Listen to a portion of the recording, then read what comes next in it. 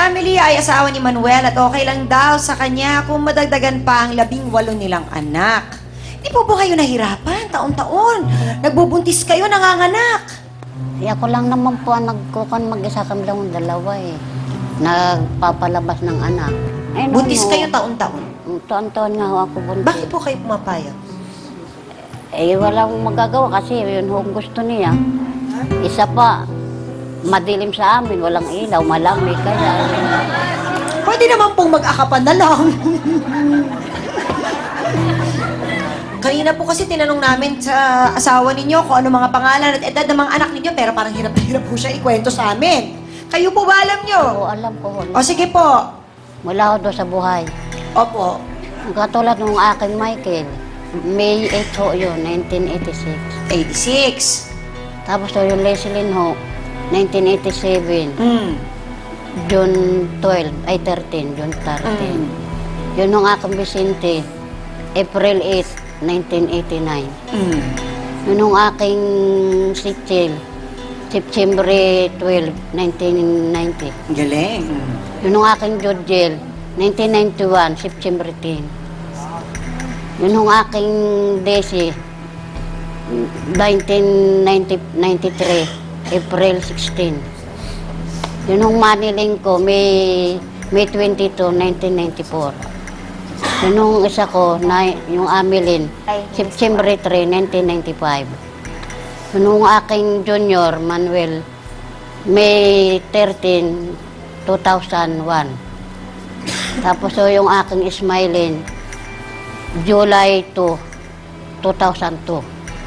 Bago yung aking Jillian, 2008, Marso 29.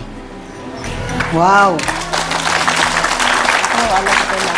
Pero ang pagiging ina ba ay nasa petsa lang at pag-aalam ng birthday.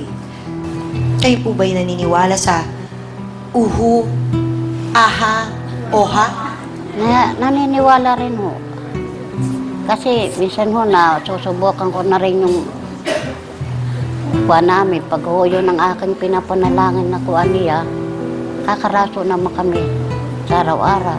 Lalo sa pag ako ho'y nagpapaanak. Nahirapan ho yung aming pinapanak. Ah, nagpapaanak po kayo? Dalawa. Minsan ako lang po mag-isa. Kayo po'y kumadro na din? Opo. May lisensya po kayo? Wala po. Panginoon lang po ang lisensya ko po. Abili, kasi narinig ko namin kanina na ngayon lang siya nakatikim ng fried chicken sa edad na 20 anyos. Di mo ba pinagsisisihan yung pagkakaroon ng maraming anak? Ay, pinagsisisihan ko na nga po ngayon eh. Kasi ngayon lang, minsan lang po sila makatikim ng ganong ulam. Kayo ba inaisipan nyo minsan basta lapitan si Papa, Tay, ayaw na namin dito. Luluwas kami ng Maynila, maghahanap kami ng aming kinabukasan para pagtupad namin ang aming mga pangarap at ambisyon. Nasubukan nyo? Hindi po. Takot po kasi kami. Saan kayo natatakot? Sa tatay nyo o sa kahaharapin nyo kapag kayo umalis? Kitatay po. Dahil hindi raw siya magkaanak, gusto ng tatay niya na makipaghiwalay na siya sa kanyang kinakasama. Vicente Montañez, humarap ka na.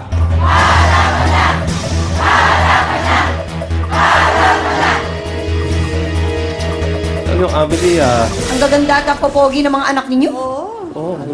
magandang itsura. halo ninyo, Ay, maganda lalaki, magaganda rin yung anak ninyo. Di ba? Totoo ba? Nang gusto ng tatay mo na makipaghiwalay ka sa kinakasama mo? Opo. Bakit po. naman? Kasi po, hindi po kami nagkakanak ng asawa ko, kaya gusto niyang hiwalayan ko yung asawa ko. Eh, hindi ko naman po kaya kasi mahal na mahal ko po yung asawa ko eh. Gaano katagal na kayo magkasama? 3 years na po. 3 years pa lang. Kasal na ba kayo?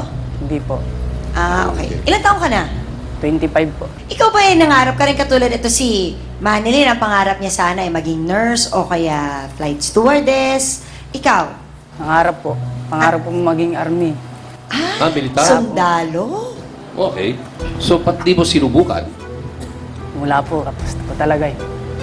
Kung ikaw ba susunod, ilang anak ang gusto mo? Kahit kung ako lang po masusunod, 2 lang po. Eh, isa pwede na po sa akin. Pero nagmamadali ka ba magkaanak? Hindi naman po. Yun. Kasi wala pong... ano Tama. Huwag ka magmamadali. Kung hindi ka pa handa, hindi Hindi ka pa po dapat handa. magkaanak. Wala pa po pang tosto sa anak ko. Tama. Ano ipapakain mo sa anak mo? Ayaw pong gayahin yung magulang ko. Totoo ba yung 1 kilong bigas ang pinagkakasya nyo Ito po. sa Hindi isang magkaka- araw para sa inyong lahat?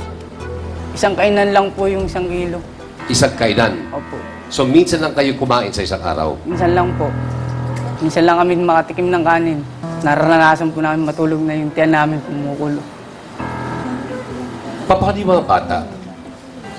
Mga payat nga ho yung mga kapatid namin, mga maliliit eh. Naku, kailangan ni na Mang Manuel at Aling Amelie na makausap ng masinsinan ang ating konsensya ng bayan. Babalintigan pa kaya ni Mang Manuel ang kanyang paniniwala? Pipiliti pa ba niya ang kanyang mga anak na sumunod sa kanyang kagustuhan? Alamin ang kasagutan sa pagbabalik ng Face the People.